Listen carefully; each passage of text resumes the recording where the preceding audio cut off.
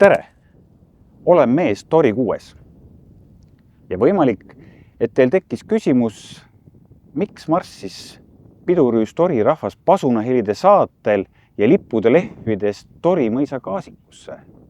Mis on pildi taga, mida me ei näe? Torilastel oli usk, et lisaks kooli ja raamatutarkusele on oluline olla üheskoos looduses, valgete tüvedega sammastikuga kaasikus, kus inimvaim tunneb end ülendatult vabana. Ilma võimude piiravate seinte ja tsensuurita. Siin on sõna vaba nagu linnulaul, et pidada pidulikke kõnekoosolekuid Eesti vaimu ülenduseks. Torilastel oli veendumus, et just looduses saab inimene vahetult järgida looja tarkust, ilu ja jõudu, mis teeb inimesed tõeliselt vabaks ja õnnelikuks. Ja seda vaimustust ja õnne saab pasunahelide saatel kuulutada kogu maailmale. Toris on olnud 12 pasunakoori. Tõuskem sadulaisse ja pangem pillid hüüdma.